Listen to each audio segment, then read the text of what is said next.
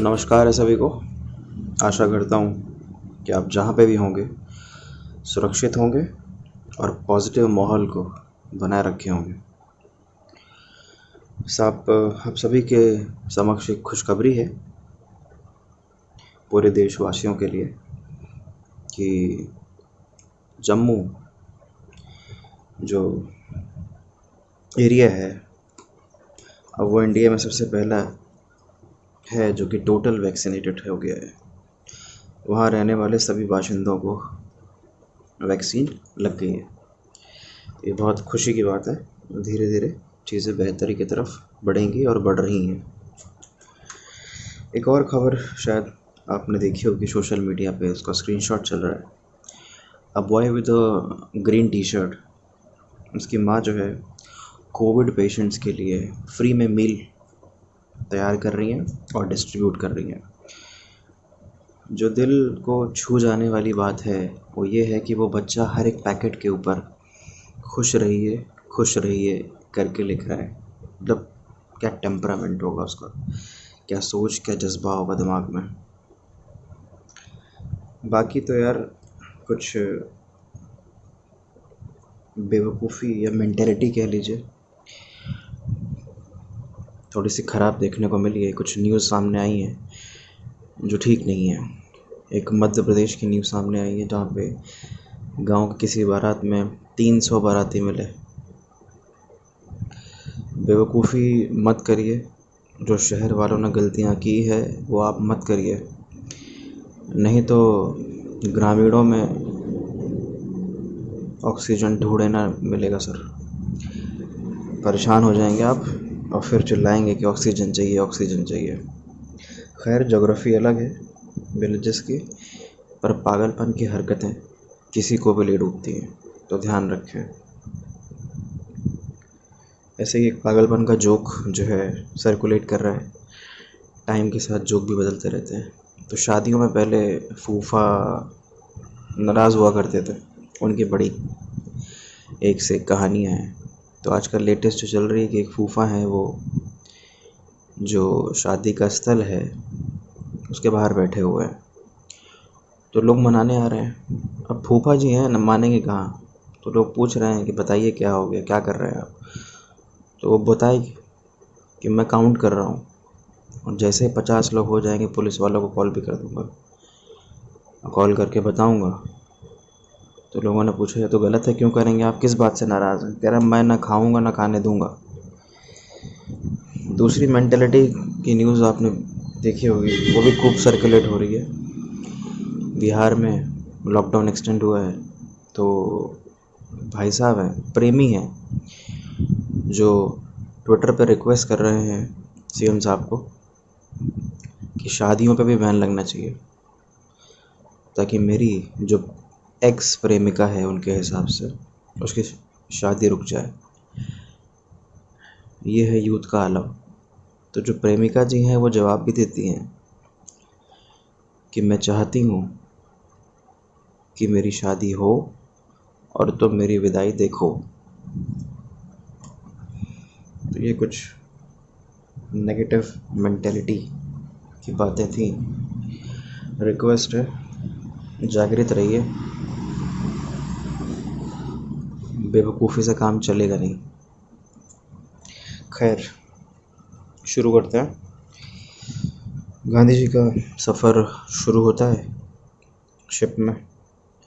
तो मजूमदार साहब ये ऑब्ज़र्व करते हैं कि भाईजान किसी से बात ही नहीं कर रहे, किसी से इंटरेक्शन नहीं है, और हमें तो मालूम है कि वो शायद है।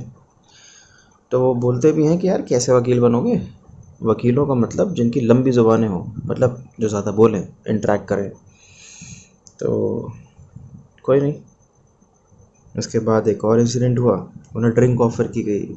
मीट के बारे में उन्होंने बताया मजूमदार साहब ने कि भाईजान ऐसे तो चल नहीं पाएगा। बे ऑफ विस्की में एंटर करने के बाद ठंड इतनी पड़ती है कि बिना इन दोनों चीज़ों के रह नहीं पाओगे। तो उन्होंने स्माइल किया, अपनी कस्मों के बारे में बताया जो खा के आए थे, और मजूमदार साहब ने फ़ोर्स भी नहीं किया कि छोड़ो, बच्चा कह रहा है तो मान लेते हैं। उसके बाद पहुँचे सही सलामत, और कुछ चुनिंदा लोगों का नाम वो जानते थे, दादा भाई नरोजी, मेहता साहब, शुक्ला जी। तो रुके वहाँ पे, होटल बुक किया, मतलब रूम बुक किया और मेहता साहब मिलने आए।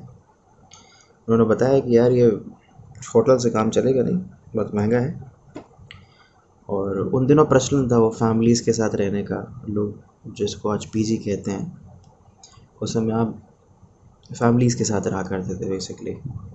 अगर 2 रूम है तो एक रेंट पे दे दिया, एक दूसरे में फैमिली रह रही है, और भी 2-3 कल्चर्स थे, मैं अभी डिस्कस करूँगा। तो कोई नहीं, चले गए मेहता साहब। एक बार मिलने का मौका मिला मेहता साहब जी से। जब मेहता साहब के घर पहुँचे, गांधी जी इंटरेक्शन किसी से कर नहीं रहे थे, तो वो चीज़ों को देखने लगे जो मेहता साहब के घर पे थी। उनको एक हैट दिखाई दी, अच्छी लगी उन्हें। जैसे उसका फेदर टच करने जा रहे थे तो मेहता साहब थोड़े से डिस्टर्ब्ड हो गए। उन्होंने बताया गांधी जी को कि कुछ तौर तरीके हैं, कुछ डिसिप्लिन्स हैं इस धरती के, जिसको तुम्हें सीखना चाहिए। इंग्लिश में एटिकेट्स कह सकते हैं, कि बिना किसी से पूछे किसी का सामान टच नहीं करना है। सर्वेंट्स अपने मालिकों को सर कहते हैं, इसलिए इंडिया की तरह यहाँ पे हर आदमी को सर नहीं कहना है। और भी चीज़ें उन्होंने उनको बताई। कोई नहीं, गांधी जी खुश हुए, क्योंकि अब मेहता साहब ने बहुत अच्छी तरीके से समझाया था। वैसे नहीं समझाया था जैसे हमारे कुछ रिश्तेदार होते हैं, कुछ जानने वाले होते हैं, वैसे समझाते हैं। प्यार से समझाया और उनको समझ में आया। होटल पहुँचे तो जो चीज़ें खानी थी और जो चीज़ें नहीं भी खानी थी, जिनको ऑर्डर किया होगा, उन दोनों का बिल पे करना पड़ा। 3 यूरो बिल आया। थोड़े से शॉक्ड हो गए, मेहता साहब की बात याद आ गई, तो चेंज किया, फ्रेंड के साथ रहना स्टार्ट किया। कोई जानने वाला फ्रेंड मिल गया था मेहता साहब की हेल्प की वजह से। तो बट उन्होंने बताया कि मैं होटल की उस रात काफ़ी रोया, अपने वतन की याद आ रही थी, माँ के लफ्ज़ याद आ रहे थे, बचपन याद आ रहा था। और ये सबके साथ होता है, मोस्ट ऑफ द पीपल्स के साथ तो होता ही है। माँ की कस्में याद आई। फिर कोशिश, एक अपने आप को एक तरीके से, जिस तरीके से वो टूट गए थे, उसको इकट्ठा किया, एकत्रित किया, जोड़ा,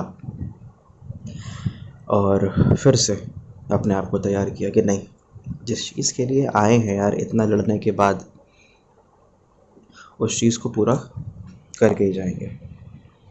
और नेक्स्ट डे उस फ्रेंड के साथ रहना स्टार्ट किया। इस बीच गांधी जी बताते हैं कि एक बहुत ही खूबसूरत और बहुत ही फ़ायदेमंद आदत शुक्ला जी की वजह से उनको लगी, और वो आदत थी न्यूज़पेपर पढ़ने की, जो कि आज का जो यूथ है या लोग ज़्यादातर भूल गए। बहुत लोग पढ़ते तो हैं, आप देखिएगा कि अक्सर जो लोअर मिडिल क्लास के लोग हैं, रिक्शे वाला है, ऑटो रिक्शे वाला है, बस वाला है, वो पेपर पढ़ते हैं, अच्छी बात है, पर पेपर गलत पढ़ते हैं।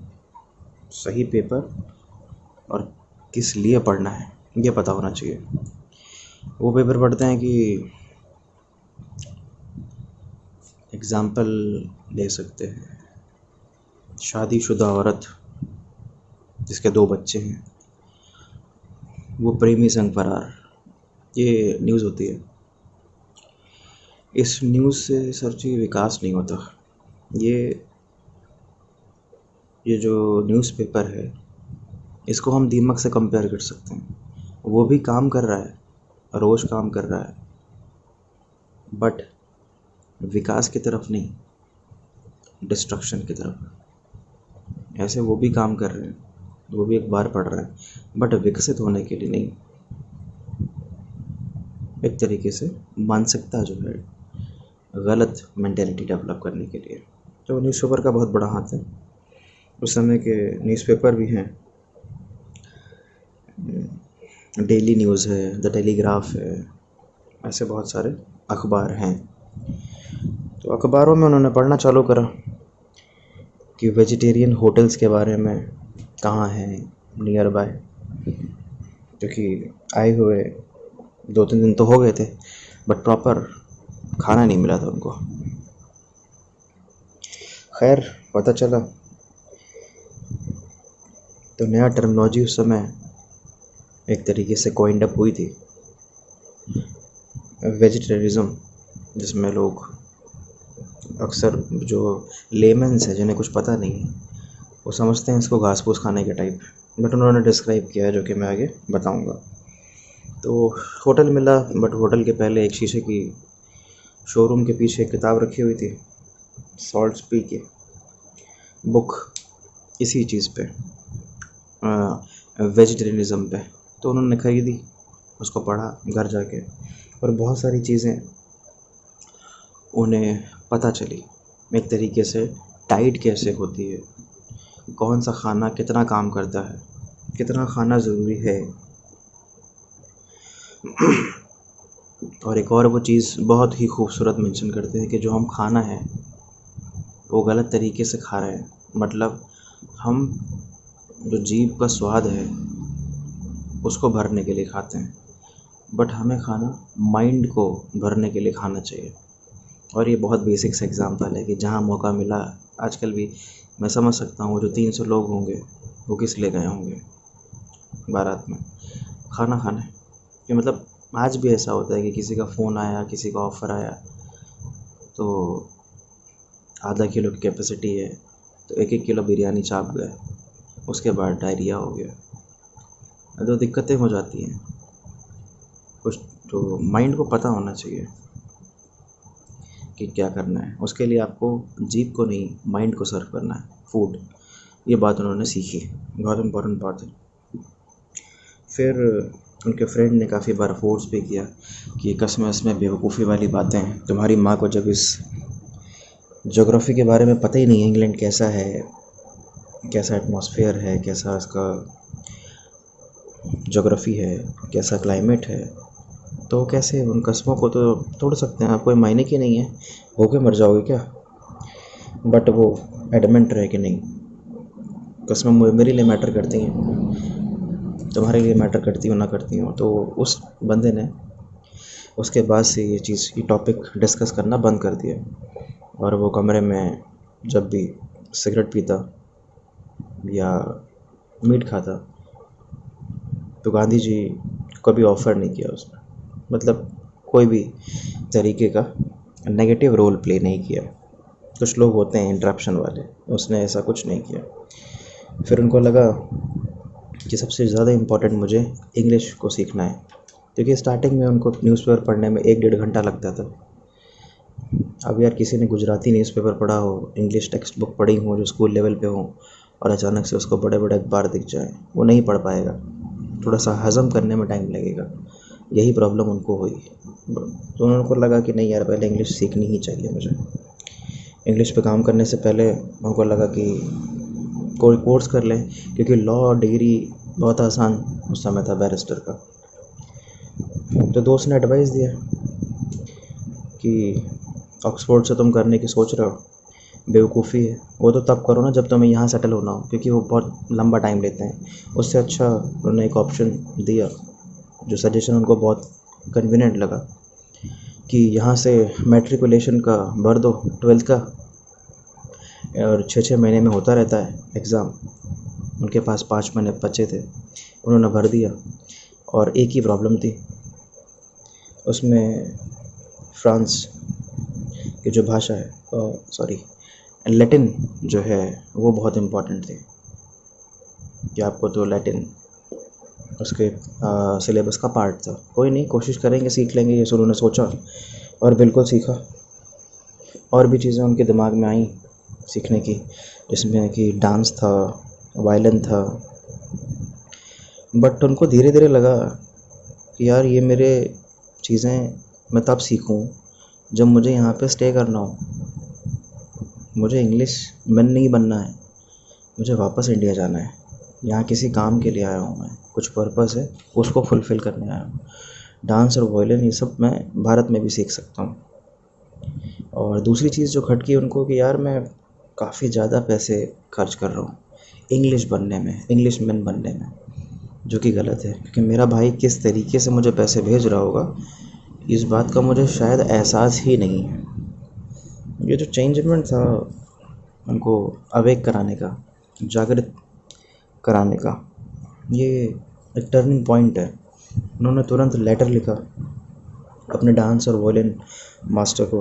वॉयलिन मास्टर से इवन वो मिलने भी गए और बताया कि इफ़ पॉसिबल आप मेरी फ़ीस अगर चाहें तो वापस कर सकते हैं, अगर आपके लिए ऐसा कुछ प्रॉब्लमेटिक ना हो।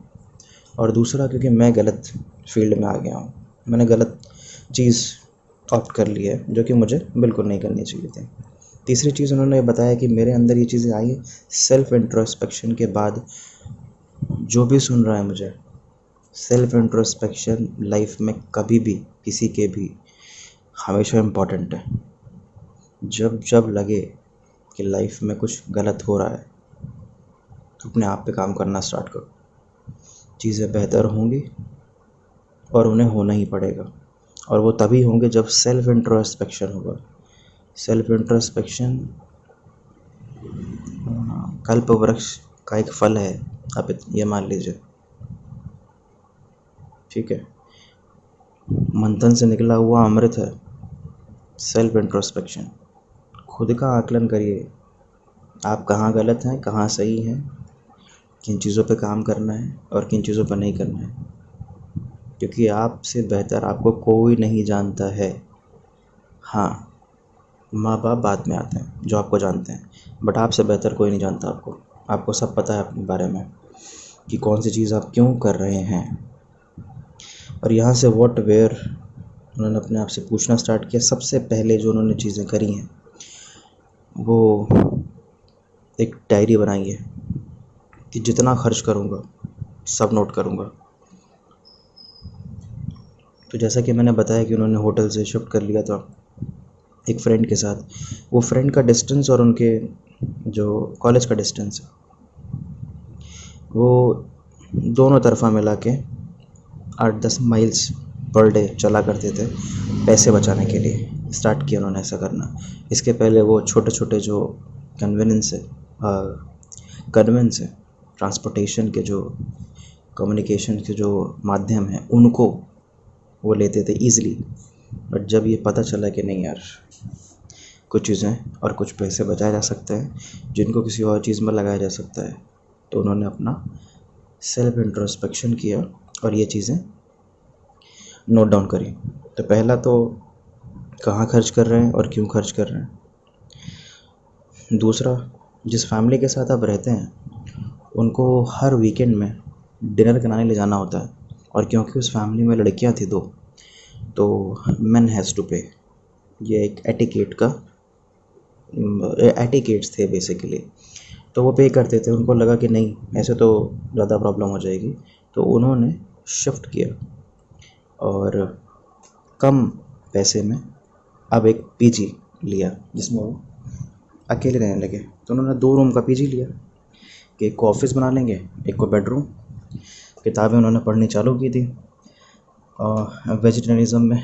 तो उन्होंने ये सोचा कि कम से कम एक जो समय का मील है वो मैं घर पे बनाऊंगा, बाकी तो एक समय का मील बाहर से खा लेंगे। तो ये ऐसे उन्होंने खर्चे अपने बचाए। वॉकिंग से वो मेंशन करते हैं कि मेरी हेल्थ इतनी अच्छी रही कि मुझे याद ही नहीं है कि पूरे इंग्लैंड के दौरे पे जब मैं 3 साल रहा एक बार भी बीमार पड़ा हूँ। तो वॉकिंग इतनी कमाल की चीज़ है। और ऐसा नहीं 1-2 kilometre, 1 mile is equals to 1.6 kilometre. 8-10 mile चलते थे वो, तो 12-13 किलोमीटर आराम से।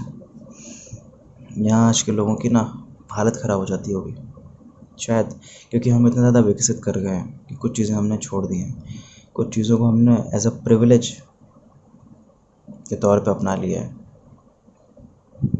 कि बाइक नहीं तो मतलब एक जो ऐड है कि साइकिल वाला बाइक वाले को देख रहा है, बाइक वाला कार वाले को देख रहा है, कार वाला अपनी से ज़्यादा बेहतर कार वाले को देख रहा है, एंड वो चलती जा रही हैं।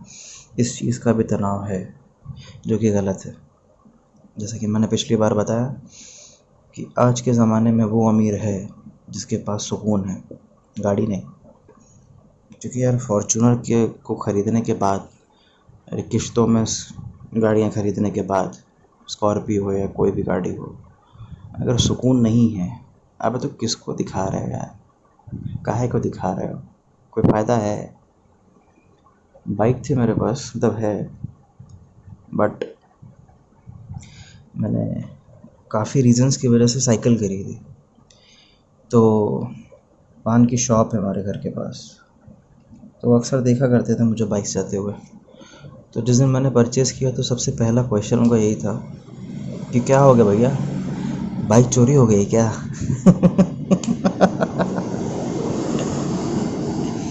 तो ये मेंटेलिटी है सर, हम नहीं बदल सकते। तो हमें सेल्फ इंट्रोस्पेक्शन करना है, अपने ऊपर काम करना है, और कुछ नहीं। आगे बढ़ते हैं। तो लैटिन कंपलसरी हो गई। उनको अच्छा लगा कि ऐसे में 2 काम हो जाएंगे, बार का एग्ज़ाम दूंगा तो भी लैटिन आती है, और 12th क्लास में जब मैट्रिकुलेशन भी हो जाएगा उसमें भी लैटिन है, दोनों चीज़ें एक साथ हो जाएंगी।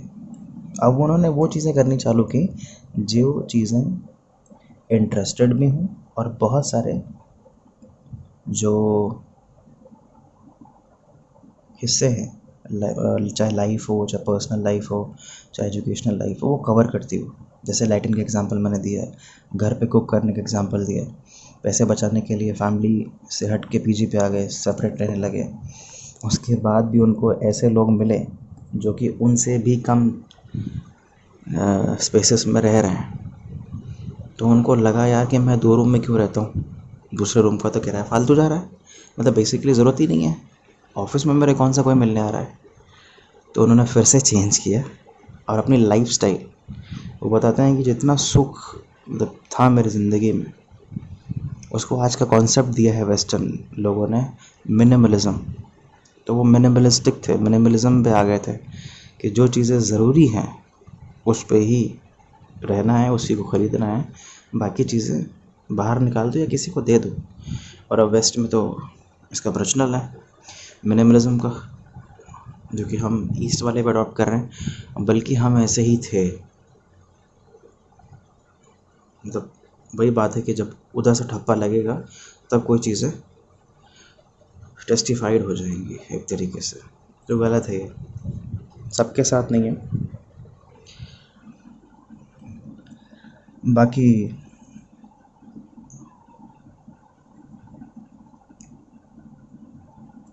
जानवरों पे भी वो थोड़ा सा बोले कि 3 तरीके का वेजिटेरियनिज़म चल रहा था इंग्लैंड में। पहला जो मानते थे कि जानवरों का फ्लैश नहीं खाना है, तो वो अंडे खा देते थे। दूसरे मानते थे कि नहीं, ना जानवरों का फ्लैश खाना है और ना एग्स खाने हैं, तो ठीक है।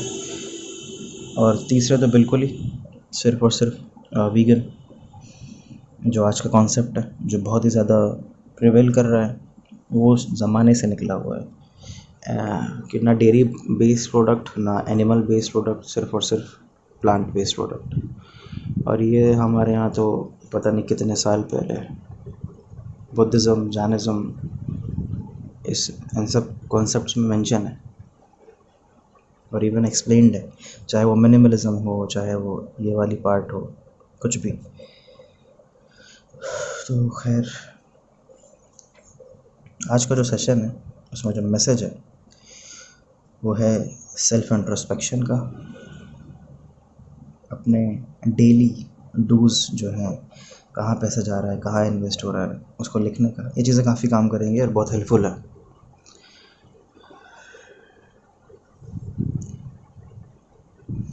बाकी आज का सेशन इतनी, पॉजिटिविटी फैलाते रहिए। Thank you.